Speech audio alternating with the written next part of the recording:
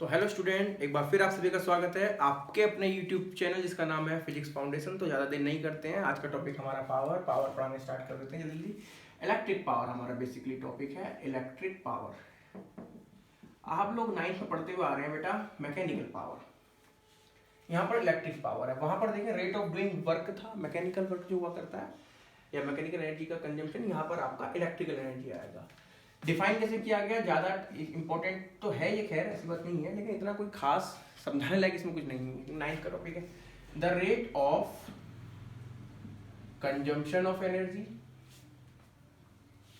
या delivered of energy, या rate of energy delivered और कंजम्पशन, ऐसे लिख सकते हैं। द रेट ऑफ कंजम्पशन और डिलीवर्ड ऑफ कौन सी एनर्जी, आप इलेक्ट्रिक पावर पढ़ रहे हो तो इलेक्ट्रिकल एनर्जी लिखेंगे, ऑफ खाली एनर्जी भी लिख देंगे तब भी चल जाएगा, कोई दिक्कत वाली बात नहीं है। कंजम्पशन होता है जो हम लेते हैं, डिलीवर्ड होता है जो हम दे रहे हैं। सपोज मैं आपसे 100 रुपये ले रहा हूँ, 90 रुपये का दे रहा हूँ काम करके, तो कंजम्पशन तो मैं कर रहा हूँ 100 रुपये का, डिलीवर कर रहा हूँ 90 रुपये का। तो डिलीवर होता है आउटपुट, कंजम्पशन होता है इनपुट। जो आप किसी डिवाइस को देते हैं, जैसे आपने पंखा चलाया तो आपने पंखे को इलेक्ट्रिकल एनर्जी दी है ना, फिर वो पंखा चला, उसने आपको हवा दी, आवाज भी दी, और वो गर्म भी होता है, तो उसने वो एनर्जी रिलीज करी है, डिलीवर्ड करी है। कंजम्पशन वाला एक चीज अलग होती है, डिलीवर्ड वाली अलग होती है। ये इनपुट होती है और ये आउटपुट में हुआ करती है। रेट मैंने बताया था आपको, जब भी रेट आता है बेसिकली टाइम रेट की हम बात करते हैं तो अपन में क्या आना चाहिए, टाइम किसका है, कंजम्पशन ऑफ एनर्जी। तो ऊपर आपका क्या आ गया बेटा मेरे, energy is called power. Electric power पढ़ रहे हैं तो एनर्जी कैसी होगी, इलेक्ट्रिकल एनर्जी होगी, उसमें कोई शक नहीं होना चाहिए आप लोगों को। एनर्जी की यूनिट क्या होती है बेटा, एनर्जी की यूनिट हुआ करती है जूल अपॉन, टाइम की यूनिट क्या होती है, सेकंड, जूल पर सेकंड को ही बेटा बोला करते हैं हम लोग वॉट। ये वॉट एक बहुत फेमस साइंटिस्ट रहे जेम्स वॉट, उनके नाम पर दी गई है, जिन्होंने स्टीम इंजन की खोज की थी। और डिनोट करते हैं इस वॉट को, देखो नाम लिखने साइड तो छोटे लिखेंगे, डिनोट करते हैं कैपिटल डब्ल्यू से, ठीक है। वॉट कैसी क्वांटिटी है, पावर एक, ये स्केलर क्वांटिटी है। स्केलर क्वांटिटी क्यों है, क्योंकि एनर्जी भी स्केलर है और टाइम भी स्केलर है, तो ये आपकी स्केलर क्वांटिटी हुआ करती है। तो अब हम चलते हैं आगे धीरे धीरे करके। इसकी 2-3 यूनिट और हैं, अदर यूनिट, वो देख लेंगे क्या है। देखो जूल पर सेकेंड, ये वॉट, ज्यादातर यूज आपका वॉट होगा, कैपिटल डब्ल्यू का ध्यान रखेंगे। अदर यूनिट इसकी क्या होती है, हॉर्स पावर। हॉर्स पावर को डिनोट करते हैं एचपी से, हॉर्स पावर। एक हॉर्स पावर में कितने होते हैं वॉट, आपको पता होगा 746 वॉट होते हैं। 786 एक हमारे इस्लामिक भाइयों के लिए बड़ा इंपॉर्टेंट और शुभ नंबर माना जाता है, ये 746 है। 8 की जगह क्या आ गए हैं, बस 4, याद रखना कोई खास नहीं है। 1 किलोवाट में कितने हुआ करते हैं, 1 किलोवाट में बेटा ध्यान रखना, हॉर्स पावर कितने होते हैं, 1.34 हॉर्स पावर हुआ करते हैं। ये बड़ा इंपॉर्टेंट है, क्विज में काफी बार पूछा जाता है, बच्चे कंफ्यूज हो जाते हैं, सोचते हैं 1 किलोवाट में 1000 वॉट होते हैं। बिल्कुल बात सही है, 1000 वॉट होते हैं, लेकिन हॉर्स पावर कितने होते हैं, 1.34। चलिए अब थोड़ी सी बात जो मैं आपको बता दूं, इनपुट और आउटपुट का क्या खेल है, या एफिशिएंसी का क्या खेल है। एक टॉपिक आता है बेटा आपका एफिशिएंसी। अगर हम पावर पढ़ रहे हैं तो पावर की एफिशिएंसी आएगी, डिनोट करते हैं इसको ईटा से, छोटा सा एन है, पूंछ खींच दी उसकी, ईटा ईटा। चलिए एफिशिएंसी बेसिकली हमको क्या देती है, किसी भी आउटपुट अपॉन इनपुट देती है। सीधी सी बात ये ध्यान रखेंगे, कितना आउटपुट आपको मिलता है। यहाँ मैं पावर की बात कर रहा हूँ तो पावर का आउटपुट किसके रेस्पेक्ट में, इनपुट के रेस्पेक्ट में, वो है आपकी पावर की एफिशिएंसी। पी ईटा लिख सकते हो आप, या खाली ईटा लिख दीजिए, कोई दिक्कत वाली बात नहीं है। यूनिट कुछ नहीं बनेगी क्योंकि ये सेम क्वांटिटी को डिवाइड कर रहे हैं, रेशियो बन रहा है। ये फ्रैक्शन में आएगा, अगर परसेंटेज में लेना है तो इनटू क्या कर दें आप, 100 कर दें। एग्जाम्पल के तौर पर मैं आपको बताता हूँ, मान लीजिए आपके पास 2 लोग हैं, एक है अमित, एक है भड़ाना, सही है। आपने दोनों को 100 रुपए दिए कि ले बेटा 100 रुपए, ये ले बेटा 100 रुपए, 100 रुपए काम करके दो। अमित ने काम किया मान लीजिए 92 रुपए का, भड़ाना ने काम किया मान लीजिए 90 रुपए का। कौन ज्यादा अच्छा, हालांकि दोनों अच्छे हैं, अच्छा काम किया है, और वैसे सोचे तो दोनों बेकार भी हैं, पूरा काम नहीं करा, लेकिन फिर भी दोनों में कौन अच्छा, अमित। भड़ाना क्यों अच्छा नहीं है, उसने क्योंकि कम काम किया है, आउटपुट कम है। देखो ये दोनों को हमने दिया है ना, ये है इनपुट, इन्होंने बाहर हमें क्या काम करके दिया, ये क्या हुआ करता है बेटा, आउटपुट। जिसका आउटपुट ज्यादा होगा वो हमारी डिवाइस अच्छी होती है। ए अच्छी डिवाइस है, बी बेकार डिवाइस है, बी को हम यूज नहीं करेंगे, रेस्पेक्ट में कह रहा हूँ मैं। हो सकता है कोई इससे भी कम हो जो 75 भी कर रहा हो, तो हम इसको यूज करेंगे बी को, है ना। तो खैर एफिशिएंसी क्या होती है, यही होती है आउटपुट एनर्जी या आउटपुट। अगर मैं एनर्जी की एफिशिएंसी देखूंगा तो एनर्जी का रेशो निकालना है, पावर की एफिशिएंसी देखूंगा तो पावर का निकालना है। तो ऐसे हम निकाल लेंगे। इसमें 92% आ जाएगा, देख के देखें तो इसमें आ जाएगा 90%। कोई दिक्कत वाली बात इसमें है नहीं, कोई खास ये है नहीं। एक बड़ी इंपॉर्टेंट बात, जैसे वाट बनी यूनिट, इसकी यूनिट वाट, तो कई बार इसकी डेफिनेशन पूछ जाती है 1 वाट ऑफ पावर क्या होती है, 1 वाट ऑफ पावर क्या होती है। ये बड़ी इंपॉर्टेंट डेफिनेशन बनती है। आप सामने से देखें, जो ये सामने से ही डेफिनेशन बन जाएगी आपकी। 1 वाट ऑफ पावर क्या होगी, पावर 1 वाट की कब होगी, सोच के देखो। पावर 1 वाट की जब होगी जब एनर्जी कितनी हो 1 जूल अपॉन टाइम कितना हो 1 सेकेंड, तब आपकी पावर कितनी मिलेगी आपको 1 वाट। कई बार एग्जाम में आता है what do you mean by 1 watt of power. 1 watt of power से आप क्या समझते हो, when 1 joule of energy is consumed or delivered per second, when 1 joule of energy is consumed or delivered in 1 second per second, उसे क्या कहेंगे 1 watt of power। कई बार कहता है, ऐसे कहता है क्वेश्चन, देखिए what do you mean by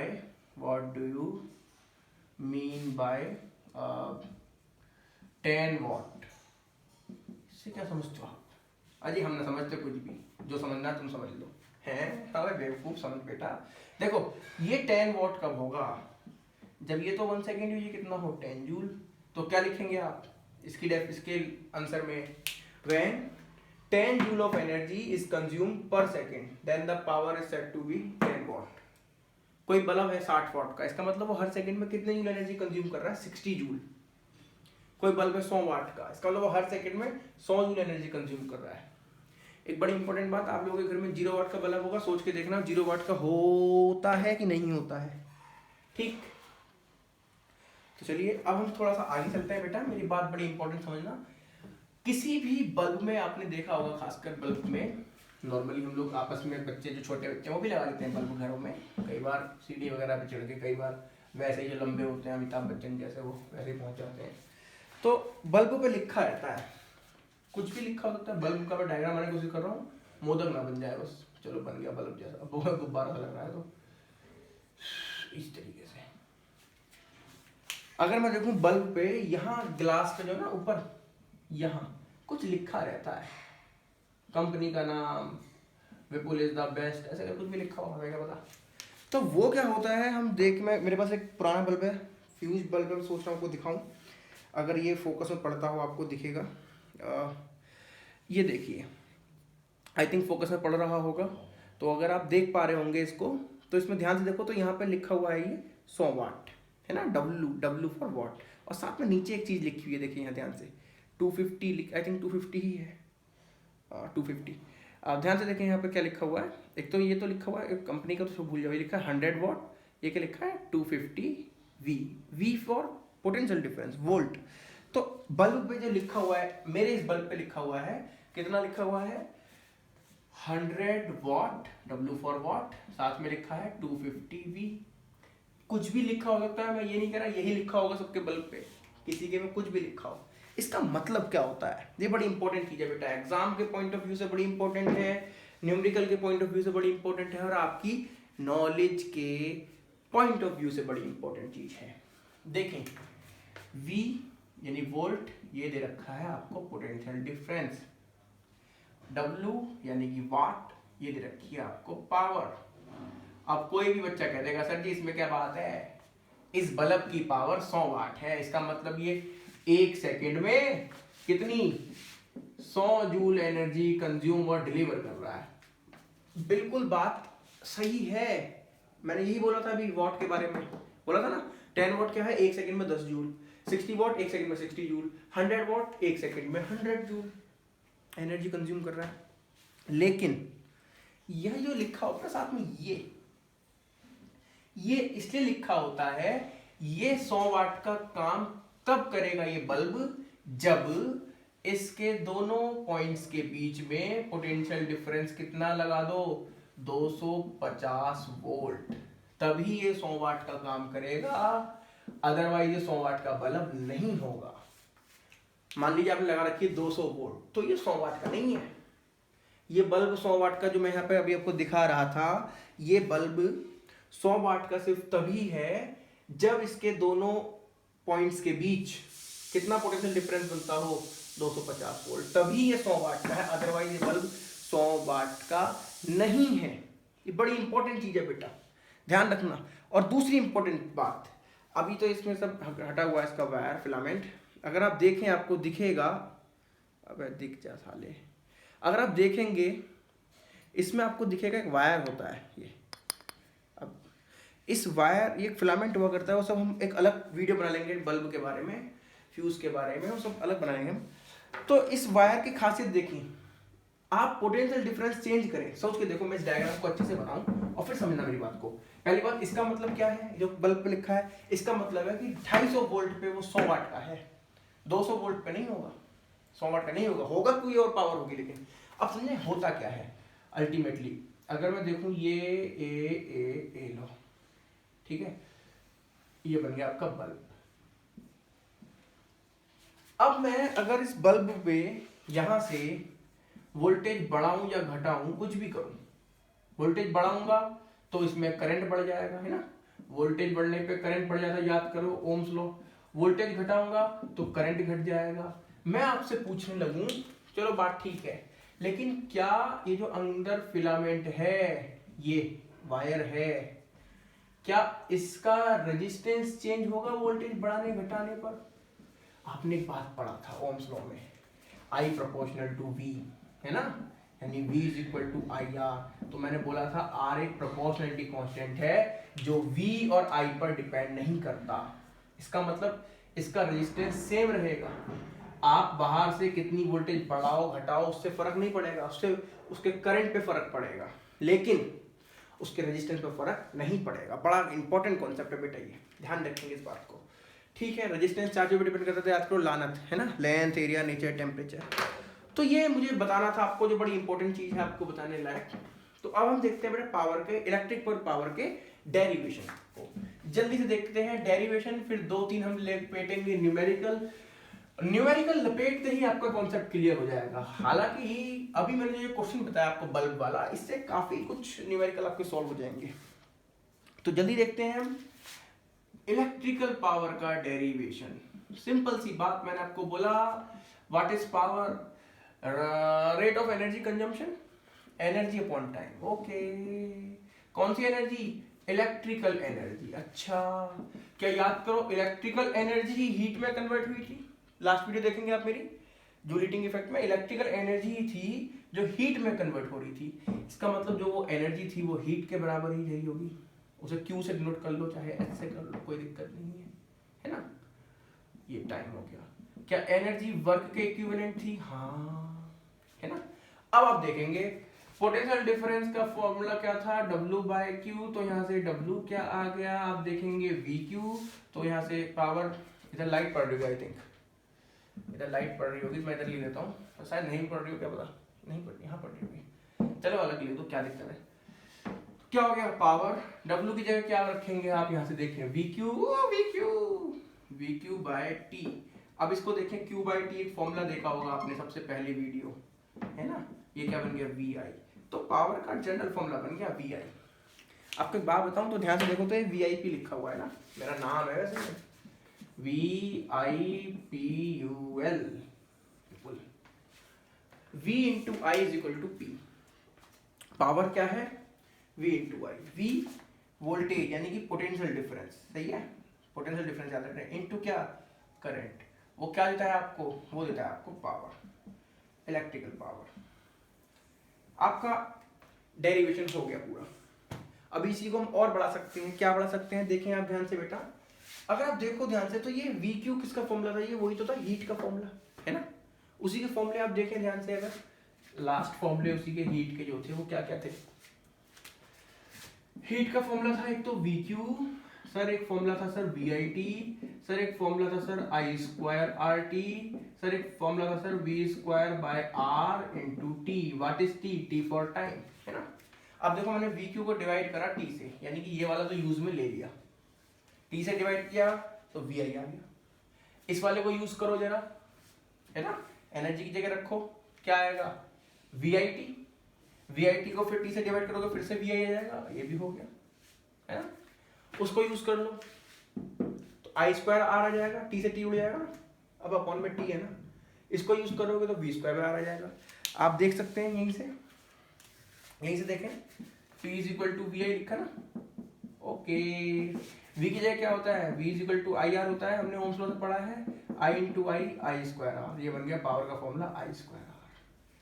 फिर V is equal to I R होता है, तो यहाँ से I क्या आ गया बेटा आपका V बाय आर, I की वैल्यू पुट कर दो यहाँ पर, तो क्या होगा V square by R square, है ना, P is equal to V square by R square into R, R एक आर को मार देगा, R R R R V square by R आ गया। ये एक और फॉर्मूला बन गया पावर का।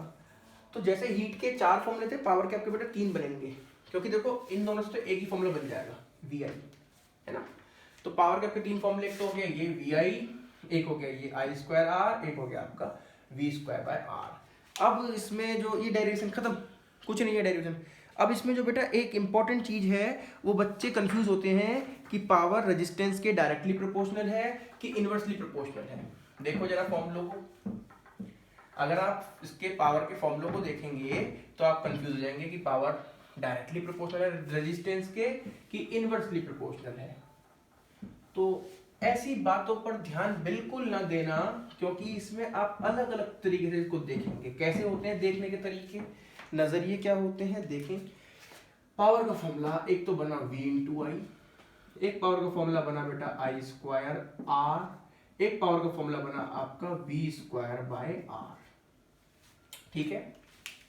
मान लीजिए आपके पास 2 वायर हैं, एक R1 छोटा R लगाया मैंने, एक बड़ा R लगाया, यानी कि यहाँ पे रेजिस्टेंस ज्यादा है, यहाँ पे रेजिस्टेंस कम है, यहाँ पे वैल्यू कम है, कम रेजिस्टेंस, यहाँ पे वैल्यू रेजिस्टेंस की क्या है, ज्यादा है, ठीक। हमने किसी भी प्रकार किसी भी तरीके से इन दोनों में सेम करंट फ्लो कराया, दोनों में सेम करंट जा रहा है। सोच के बताओ, अगर दोनों में सेम करंट जा रहा है, इसमें भी 10 इसमें भी 10, तो हमें कौन से वाले में ज्यादा पावर ज्यादा वोल्टेज लगानी पड़ी होगी? सीधी सी बात है, इस पे लगानी पड़ेगी, क्योंकि ज्यादा अपोज करेगा, करंट हम बराबर भेज रहे हैं, इस पे ज्यादा वोल्टेज लगी होगी। सोच के देखो। तो अब ये जो फॉर्मूला लगता है ना, ये जो है ये वाला फॉर्मूला, हम लोग कहते हैं कि power is directly proportional to resistance, लेकिन वो कब है, जब करंट सेम हो दोनों अलग अलग रजिस्टर में, जब क्या हो, करंट सेम हो। और सोच के देखो, करंट सेम है, रेजिस्टेंस दोनों के अलग अलग है, तो वोल्टेज डेफिनेटली अलग होंगी, वोल्टेज अलग होंगी, इसमें वोल्टेज ज्यादा होगी, इसमें वोल्टेज कम होगी। क्यों होगी? सोच के देखो, इसके अक्रॉस कितना पोटेंशियल डिफरेंस बनेगा, हमको पता है V is equal to I R. यहाँ पे कितना बनता है पोटेंशियल डिफरेंस, हमें पता है V is equal to I R. कौन सी वैल्यू बड़ी आएगी? सोच के देखो, बड़े आर की मल्टीप्लाई हो रही है तो ये वैल्यू बड़ी आएगी। तो कहने का मतलब पावर रेजिस्टेंस के डायरेक्टली प्रोपोर्शनल सिर्फ तब होगी जब करंट सेम होगा। उसके पीछे रीजन है क्योंकि वहां पे वोल्टेज बढ़ जाती है। क्या बढ़ जाती है? वोल्टेज। एक और देखें, यहां से समझे, बच्चे कहते हैं सर यहाँ पे तो डायरेक्टली यहाँ इनवर्सली क्यों आ गई? तो यहाँ पे देखें अलग एक चीज बन गई है, डिपेंडेंसी देखें किस किस पर है। इसके लिए देखें फिर से वही मैं चीज कह रहा हूँ, एक कम रेजिस्टेंस का वायर, एक ज्यादा रेजिस्टेंस का वायर, कोई दिक्कत उसमें नहीं आने वाली। दोनों में अब की बार क्या कह रहा है, ये सेम है V। अगर मैं V को सेम कर दूं, ये V पोटेंशियल डिफरेंस, अगर मैं किसी तरीके से V को सेम कर दूं, यहां भी पोटेंशियल डिफरेंस V है और यहां भी पोटेंशियल डिफरेंस V है, तब देखूं पावर क्या है। तो पावर रेजिस्टेंस के रेसिप्रोकल है। उस वक्त पावर जो है तब वहां पे क्या आ रही है, तब पावर आपकी रेजिस्टेंस के रेसिप्रोकल आती है। रेजिस्टेंस के रेसिप्रोकल कब है? जब V सेम है। अब सोच के देखो, पोटेंशियल डिफरेंस तो सेम है, तो क्या करंट अलग अलग आएगा? सोच के देखो, मैंने दोनों के बीच में बराबर गैप दिया है कि ले बेटा जा, ऐसे गैप, मतलब ये हाइट है ना गैप, ऐसे ही गैप दिया दोनों को, मतलब यहां से लेके यहां तक जाना है, ये डिफरेंस दिया मैंने, दोनों को बराबर पोटेंशियल डिफरेंस दिया कि जाओ बेटा जाओ। एक ऐसे दूसरा ऐसे, सपोज करो एक के रास्ते में ज्यादा अड़चन है, कोई सी किसी के रास्ते में ज्यादा अड़चन हो सकती है कि बार बार उसे पुलिस रोक रही, रुक रुक रुक रुक रुक रुक रुक, तो कौन से वाले में जल्दी आएगा करंट? तो सीधी सी बात है, इसमें अड़चन कम होगी, जिसमें रेजिस्टेंस कम होगा वहां पे करंट ज्यादा होगा, पोटेंशियल सेम होने पे। तो यहाँ पे किस में होने वाला है करंट ज्यादा? तो आप देखेंगे तो इसमें आपको करंट ज्यादा मिलेगा, इसमें आपको करंट कम मिलेगा। मैंने छोटा आई और बड़ा आई इसलिए बनाया है। यहाँ पे आपका करंट क्या होगा? ज्यादा, यहाँ पे आपका करंट कम होगा, क्योंकि V सेम होना चाहिए उस केस में। तो किस में होगी बेटा पावर ज्यादा? जिसका रेजिस्टेंस कम होगा उसकी पावर ज्यादा होगी। ये बड़ा इंपॉर्टेंट चीज है। रेजिस्टेंस कम इसका है जिसमें करंट ज्यादा हो गया, इसीलिए ये वाला बल्ब ज्यादा ब्राइट ग्लो करेगा। यहाँ पे कौन सा करेगा? देखो यहाँ पे करंट सेम है ना, देखो ये करंट सेम है। जब करंट सेम है तो जिसका रेजिस्टेंस ज्यादा होगा, रेजिस्टेंस किसका ज्यादा है? रेजिस्टेंस इसका ज्यादा है, तो ये ज्यादा बड़ा पावर देगा, ज्यादा ग्लो करेगा ये वाला। अगर आप सोच के देखो तो ये सीरीज वाला कॉन्सेप्ट लग सकता है यहाँ पे, और ये पैरेलल में लग सकता है, इस बात को ध्यान रखेंगे। खैर अब हम जल्दी जल्दी लेते हैं, एक आधा न्यूमेरिकल ले लेते हैं, वीडियो ज्यादा लंबी नहीं हुई होगी तो हम जल्दी ले लेते हैं, ठीक है? चलिए, ये कुछ मैं बता रहा हूँ, ये मैंने थोड़ा सा हाई लेवल का पढ़ा दिया है, लेकिन इसको समझेंगे 2 बार 3 बार आपको समझ में आ जाएगा, बहुत बड़ी चीज़ है। तो अभी तुम कहोगे सर बल्ब कहाँ है, तुम पागल ही बना रहे हो हमारा, कतई बिल्कुल ही। कभी क्या तो बल्ब है, कभी क्या रेजिस्टेंस है। बेटा देखो ये बल्ब भी तो है, इसके अंदर जो वायर है उसका रेजिस्टेंस होगा ना, होगा नहीं होगा? जो यहाँ बल्ब है उसके वायर है, उसमें रेजिस्टेंस होगा, तो ये रेजिस्टेंस में बल्ब को ही कह रहा हूँ, ध्यान रखना। मैं काफी सारे क्वेश्चन बल्ब वाले रेजिस्टेंस को लेकर करा देता हूँ।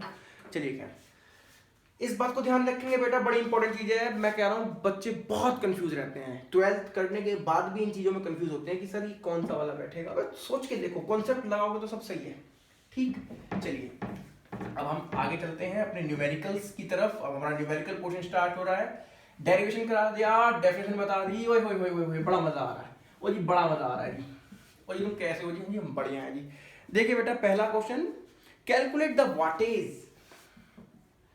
Calculate the wattage. वाटेज से मतलब है बेटा पावर। वाटेज जैसे वोल्टेज होता है ना, वोल्टेज, तो ऐसी wattage. Calculate the wattage of, कोई भी चीज हो सकती है, मान ली कोई डिवाइस है, of electric heater. Electric heater होता है रूम हीटर जो होते हैं। कैलकुलेट द वाटेज यानी कि पावर निकालनी है आपको। Calculate the wattage of electric heater which draws, जो कितना करंट ड्रॉ करता है अपने अंदर से, which draws 5A, A for ampere, which draws 5A current when, कितना पोटेंशियल डिफरेंस, कुछ ना कुछ पोटेंशियल डिफरेंस दिया होगा, when connected to 220 volt supply. ये सभी क्वेश्चन जो मैं बेटा आपको कराता हूँ, कई दफा ये होते हैं आपके एनसीईआरटी बेस्ड, कई दफा होते हैं ये आपकी क्या है IIT फाउंडेशन सीरीज की बुक है HC वर्मा जी की, उनसे होते हैं, कई दफा होते हैं पियर्सन से। तो अलग अलग बुक से आते रहते हैं, ऐसा कोई फिक्स नहीं है। तो सिंपल सा क्वेश्चन है, निकालनी क्या है? वाटेज का मतलब ध्यान रखना बेटा, मैंने इसलिए क्वेश्चन दिया है वाटेज, क्योंकि बच्चे सोचते हैं क्या दे दिया यार, ये हमने तो पढ़ाया नहीं, मास्टर बेवकूफ था, पढ़ाया ही। वाटेज है वाट पावर, वाटेज जैसे वोल्टेज था ना, ऐसे ही। यानी P निकालनी है आपको। दे क्या रखा है? एम्पियर करंट, I दे रखा है, V वोल्ट यानी पोटेंशियल डिफरेंस दे रखा है। सिंपल सा क्वेश्चन है, इससे आसान तो कोई क्वेश्चन ना होगा। V दे दिया 220 वोल्ट, ध्यान रखना यूनिट ऐसा ही। I दे दिया कितना? 5 एम्पियर, पावर निकालनी है। पावर का फॉर्मूला सिंपल VIP है ना, VIP बड़े लोग हैं भैया, VIP V 5 से गुणा करनी है तो क्या करते हैं, सीधे दुगना करके आधा करते हैं, है ना?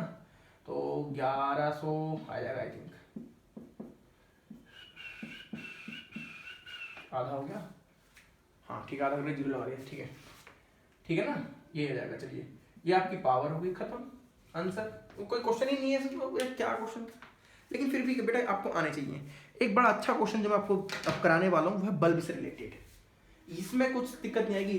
देखो यूनिट पहचाननी आपको पड़ेगी। यूनिट पहचाने, यूनिट से आपको पता चलेगा क्या गिवन दे रखा है। अगर आप एक एवरेज से नीचे के बच्चे हैं, अगर आप बिलो एवरेज स्टूडेंट हैं, तो आपको यूनिट याद होनी चाहिए। यूनिट से आप क्या पहचान लोगे कि क्या गिवन है, फिर गिवन क्या है, निकालना क्या है। देखो कुछ फॉर्मूला है इनमें, कुछ तिकड़मबाजी लगाओ, होगा फॉर्मूला, गुणा भाग करो, यूनिट जरूर लिखा करें, ठीक। चलिए नेक्स्ट क्वेश्चन देखते हैं, जो कि एक अच्छा क्वेश्चन है आपका, बल्ब पे बेस्ड क्वेश्चन है। मैं फिर कह रहा हूँ बल्ब वाले क्वेश्चन बड़े इंपॉर्टेंट है भाई साहब। बत्ती बुझा दे, दिमाग की बत्ती बुझा दे, बुझा दे जला के। चलो ऐसा कह रहा है, मान लीजिए ए बल्ब ड्रॉज, एक बल्ब जो है वो कितना ड्रॉज करता है, मान लीजिए 24 watt, 24 watt when connected to a 12 volt supply. ये बड़ा अच्छा क्वेश्चन है। When connected to a 12 volt supply, जब वो 12 वोल्ट सप्लाई के पास लगाया जाता है तब वो 24 वाट का होता है। मैंने अभी बताया था आपको, जैसे 60 वाट वाला था ना, कि वो 250 वोल्ट पर 100 वाट का बल्ब है। जैसे मैंने बताया था आपको कि क्या है इसका मतलब। इसका मतलब क्या है, जो बल्ब है ये 24 वाट का कब है, जब वो 12 वोल्ट के बीच, यानी कि ये बल्ब एग्जांपल के तौर पे 24 वाट का तब है जब इसके टर्मिनल के बीच यहाँ पे होते हैं ये कितना वोल्ट का पोटेंशियल डिफरेंस हो, 12 वोल्ट का। कह रहा है find the power, find the power, power find करनी है। तो देखो पावर तो दे रखी है, पागल है क्यों निकलवा रहा है, लेकिन देखो क्वेश्चन पूरा, find the power, power find करें, find the power if it is connected, if it is connected to a 6 volt supply. अगर ये 6 वोल्ट की सप्लाई से कनेक्ट हुआ है तब आप निकालें पावर क्या होगी। साथ में एक चीज जो अंडरस्टूड है लेकिन नहीं दी होती, फिर भी ले लीजिए, लिख लीजिए, neglect the resistance, neglect the resistance. क्यों नेग्लेक्ट कर दो रेजिस्टेंस, जो चेंज होगा, रेजिस्टेंस चेंज क्यों होगा, सोच के देखो 12 वोल्ट पे ज्यादा करंट होगा, 6 वोल्ट पे कम। जब करंट जहां से ज्यादा जाएगा यानी कि हीट ज्यादा जनरेट होगी, हीट जनरेट होगी तो टेम्परेचर चेंज होगा, तो रेजिस्टेंस चेंज हो जाएगा। तो कह रहा है neglect the resistance change due to, resistance का चेंज क्यों आएगा, ड्यू टू अनइवन हीटिंग।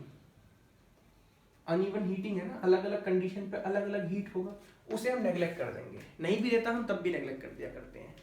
अब इस बात को सोचो बेटा, ये एक अच्छा क्वेश्चन है। केस फर्स्ट, ये बल्ब था,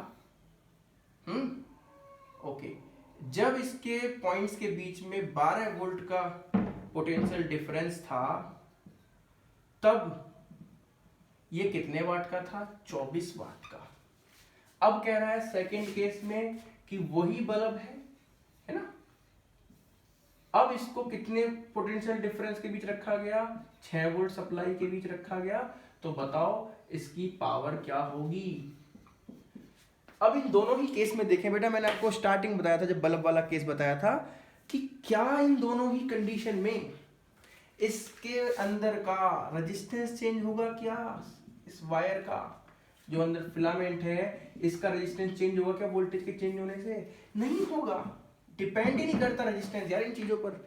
रेजिस्टेंस तो लानत पर डिपेंड करता था, याद है, length, area, nature, temperature. Okay, तो एक बात मुझे पता है, देखो ये V दे रखी है, ये P दे रखी है, ये V ये P निकालना है, क्या P निकालना है। रेजिस्टेंस चेंज होगा क्या, नहीं होगा। क्यों चेंज नहीं होगा, क्योंकि वायर सेम है, उसका नेचर सेम है, लेंथ सेम है, एरिया सेम है, टेम्परेचर भी सेम है, क्योंकि यहाँ कह रहा है नेगलेक्ट कर दो उस चीज को, टेम्परेचर वगैरह को, जो अनइवन हीटिंग है। तो सिंपल से देखें, दो तरीके हैं इसके वजह से। फॉर्मूला क्या है, P और V में क्या फॉर्मूला है, हमको पता है P is equal to V²/R, formula ये है। एक है P is equal to VI, I का तो कोई मतलब ही नहीं है, दे नहीं रखा हमको, है ना, तो नहीं लगा सकते, लगा सकते हो वैसे आप, मर्जी है, P is equal to VI लगाओ, लेकिन फिर वहां पे I की वैल्यू वही नहीं रखेंगे, ध्यान रखना। बच्चे कंफ्यूज होते हैं कि sir P is equal to VI यहाँ से लगाओ, I की वैल्यू यहाँ पुट कर दो, निकल जाएगा P। नहीं होगा, क्योंकि वोल्टेज चेंज होगी, वोल्टेज चेंज करोगे तो I भी चेंज हो जाएगा, मैं आपको वो भी समझा दूंगा। चलिए, एक फॉर्मूला ये है, ठीक है। यहाँ इसके लिए क्या होगा, दूसरे रख देंगे, देखें P कितना 24, V² 12 into 12 upon R, cross multiply करो तो R कितना आ गया 12 इंटू 12 अपॉन 24, 12 से गया 2 टाइम, R कितना आ गया 6 ओम, R कितना आ गया 6 ओम। थोड़ा सा लाइट पर पड़ रहा होगा, 6 ओम आ रहा है। चलिए, अब फिर से यहाँ लगाओ फॉर्मूला, देखो पहली कंडीशन से हमने क्या निकाल दिया, इस वायर का रेजिस्टेंस। अब इस वायर का रेजिस्टेंस 6 ओम है, ये चेंज नहीं होने वाला वोल्टेज के चेंज करने पे, तो लगा दो फिर से formula. Now again P is equal to V²/R, P निकालना है, V का स्क्वायर कितनी V है, 12 मत रखना, 6 है अब, 6 इंटू 6 डिवाइड बाय कितने हो गए रेजिस्टेंस, इसका रेजिस्टेंस चेंज नहीं होगा क्योंकि जो इसका है वो इसका हो गई है, कितना है 6 6 6 मर गए, क्या आया 6, तो पावर कितनी आ गई आपकी 6 वाट। कब आई 6 वाट की पावर, ये जब आपने 6 वोल्ट की वोल्टेज लगाई है। अब कोई बच्चा सोचे कि सर मैं ऐसे कर लूं क्या, मेरी बुद्धि है सर, देख लो P is equal to V I से कर लूं सर मैं, कि सर मैं P is equal to V I से कर रहा हूं, तो कैसे करेंगे, करेगा बच्चा, कहेगा सर P, हाँ जी सर 24 दे रखी है, लो 24, V V V सर 12 दे रखी है, I निकालना है, I निकालो सर, कितना आ गया 2 आ गया, 2 एम्पियर। सर कोई दिक्कत हुई, मैंने कहा नहीं बेटा कोई दिक्कत नहीं। कह रहा सर फिर मैं ये काम क्या करता हूँ, मैं इस I को, तो मेरा I आ गया तो यहाँ पे रख देता हूँ, तो फिर से लगाता हूँ P is equal to V I, V कितना 6, सर I मैंने सर कितना निकाला, सर मैंने I निकाला सर मैंने 2 कितना आ गया सर 12 वाट। सर मेरा आंसर ठीक है, नहीं गलत हो गया। अगर आप देखिए कॉन्सेप्चुअल एरर है बहुत बड़ी, क्यों, ये आई तब था 2 एम्पियर जब वोल्टेज 12 वोल्ट थी, ये देखो, और जब आपने वोल्टेज आधी कर दी, 12 की आधी 6, तो करंट भी आधा हो जाएगा, 12 का आधा, सॉरी 2 का आधा, 2 का आधा करोगे तो कितना आएगा 1, तब कितना आ गया देखो 6 वाट। ये ठीक है, ये है कॉन्सेप्ट जो तुमको